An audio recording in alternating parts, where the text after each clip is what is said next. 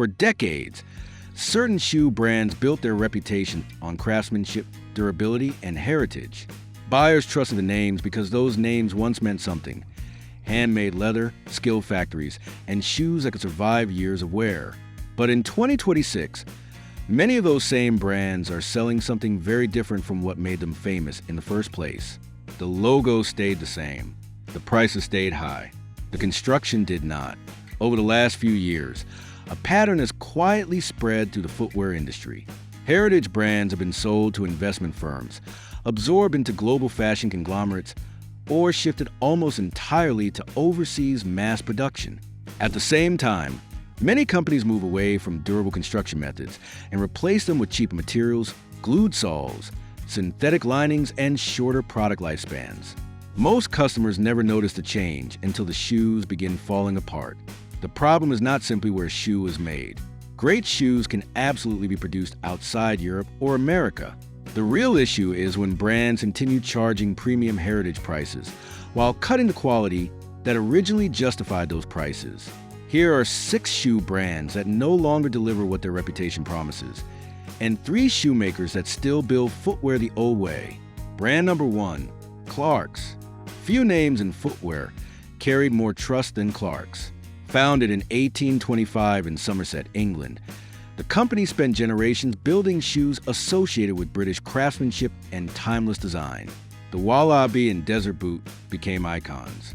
For many buyers, Clarks represented reliable, everyday footwear that balanced comfort with durability. But the company that exists today is very different from the one that built that reputation.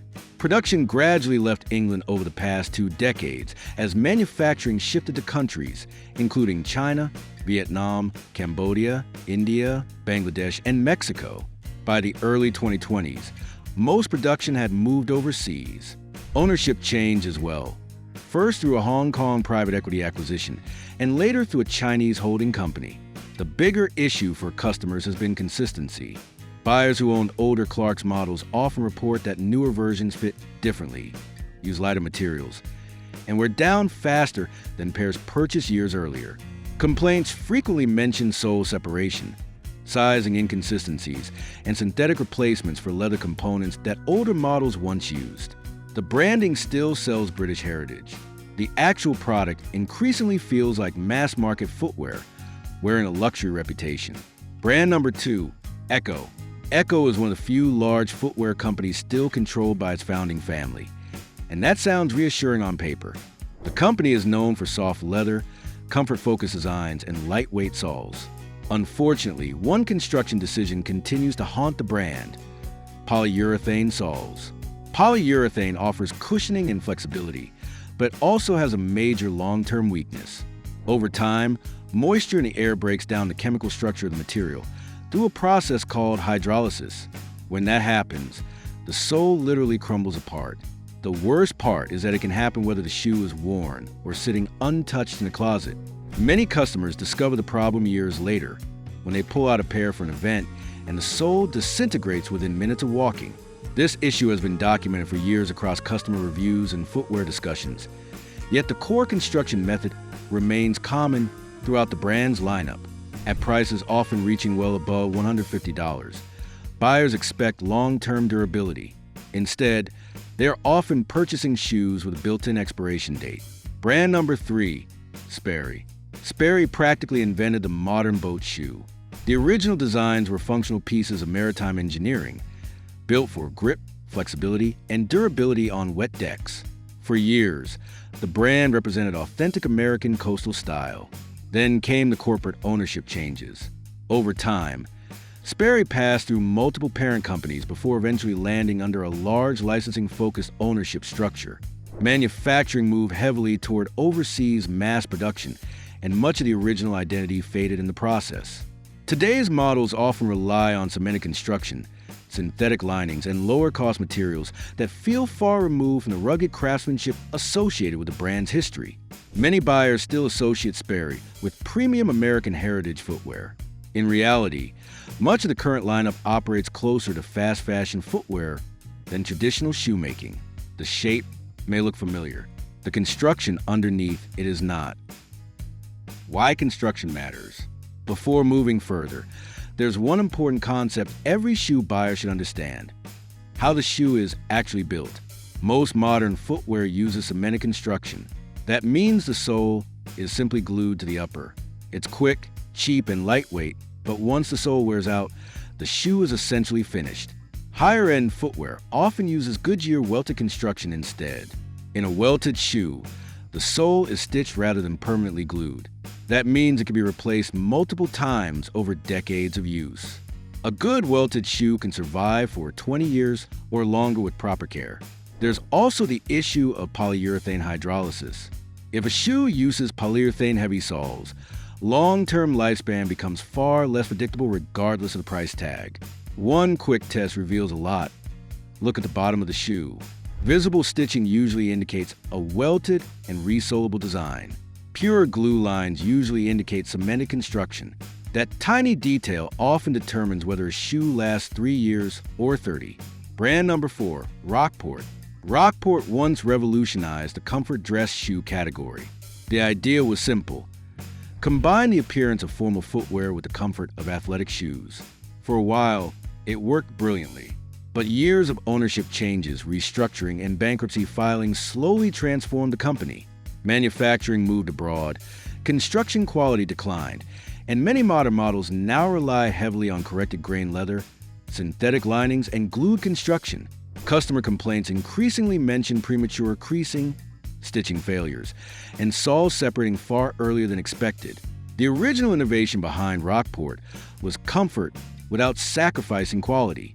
The modern version often feels like comfort achieved through cheaper shortcuts instead. Brand number 5, Geox. Geox built its entire reputation around one idea: breathable shoes.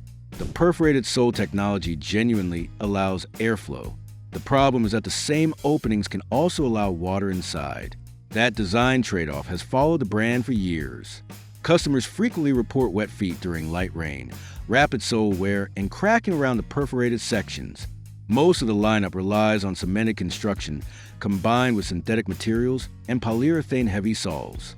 The concept sounds innovative in marketing campaigns.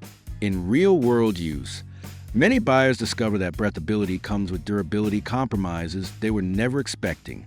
Brand number 6, Timberland. Timberland still produces excellent boots, but only in a small premium segment most customers never see. That's the key distinction. The company operates multiple quality tiers. The high-end American-made line uses premium leather and traditional construction methods. Those models are expensive but genuinely well-built. The problem is that the mainstream yellow boots most customers buy are not those boots. The mass-market versions rely heavily on overseas production and lower-cost construction designed for scale rather than longevity. Buyers often assume they're purchasing the same legendary boot that built Timberland's reputation decades ago, but the materials, construction quality, and lifespan can be very different. The heritage image remains powerful. The actual product depends entirely on which line you're buying. The brand's still worth trusting. Not every shoemaker followed the same path. A few companies kept their factories, their construction standards, and their identity intact. Those brands still exist. Trust brand number 1, Crockett & Jones. Crockett & Jones remains one of the strongest examples of traditional shoemaking still operating at a high level. Family-owned for generations and still based in Northampton, England, the company continues building Goodyear welted footwear using methods that have barely changed in decades. These are expensive shoes, but the pricing reflects actual craftsmanship rather than marketing nostalgia. Proper care and occasional resoling can keep a pair alive for decades. The leather ages beautifully. The fit improves over time, and construction is designed to be repaired instead of discarded. Trust brand number 2, Loake 1880. Loake offers one of the best entry points into genuine British welted footwear. But buyers need to understand one thing clearly. The 1880 line is what matters. That collection continues to use Northampton-made Goodyear welted construction and maintains the traditional standards that built the brand's reputation. Lower-tier lines are produced differently and target a more affordable market. The 1880 collection delivers authentic heritage shoemaking at a lower price point than many competing British brands. making it one of the strongest value options in premium footwear today. Trust brand number 3, Red Wing Heritage. Red Wing Shoes is one of the rare American boot makers that still feels connected to its roots. The Heritage line continues using traditional construction methods, durable leather, and resewable designs built in the same Minnesota factory that helped establish the brand more than a century ago. Models like the Iron Ranger have remained remarkably consistent over the decades.